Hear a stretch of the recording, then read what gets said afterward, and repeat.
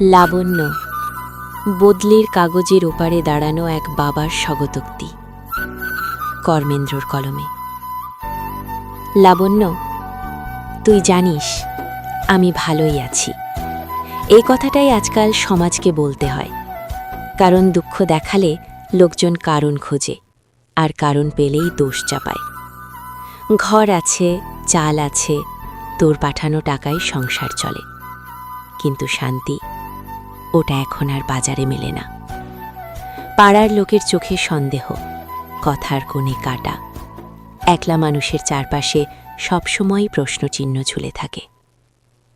প্রতিবাদ করি না, কারণ বয়স হয়েছে, ঝগড়া করার শক্তি নেই। আর একা মানুষ হলে সত্য বলার লোকও কমে যায়। মাঠের দিক থেকে শব্দ এলে আজও বুকটা কেঁপে ওঠে। ভাবি, তুই বুঝি ফিরলি। বেরিয়ে দেখি ধুলো, ফাঁকা রাস্তা, আর নিজের হাস্যকর আশা। তোর মা থাকলে আমাকে এই দুর্বল হতে দিত না। ও নিজের ব্যথা লুকিয়ে সবাইকে সাহস দিত। ছেলের সাফল্যকে সে নিজের ওষুধ বানিয়েছিল।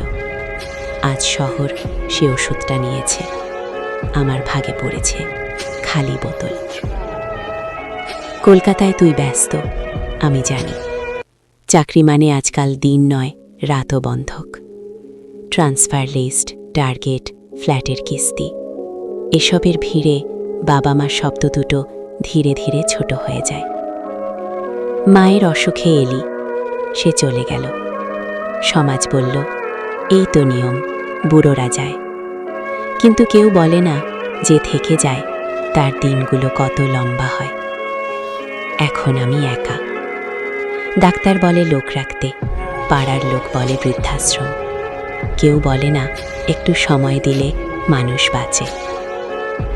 নদীটা শুকিয়ে গেছে, ঠিক আমার বুকের মতো। ঢেউ নেই, মাছ নেই, শুধু স্মৃতির কাদা। তুই এলে এই নদীতেই উৎসব হতো, কিন্তু উৎসব এখন শহরের ক্যালেন্ডারে বন্দি। বৌমা, নাতির মুখ মোবাইলের স্ক্রিনে দেখি। স্ক্রিন বন্ধ হলেই আবার নীরবতা। শব্দ হলে দরজার দিকে তাকাই। এই অভ্যেসটা আর যায় না। জানি আমার বয়স 60। সমাজ বলে এই বয়সে চাওয়া কমাও, কিন্তু বাবা হওয়ার কোনো অবসর বয়স নেই। আমি আর ডাকবো না তোকে। এই যুগে না ডাকাই ভালোবাসার আধুনিক ভাষা। তুই রাঁচি যা, কাজ কর, এগিয়ে যা। আমি থাকবো এখানে, ফাঁকা ঘর, ফাঁকা উঠোন, আর পূর্ণ অপেক্ষা নিয়ে। ভালো থাকিস, নাতিকে মানুষ করিস, এই একটাই অনুরোধ।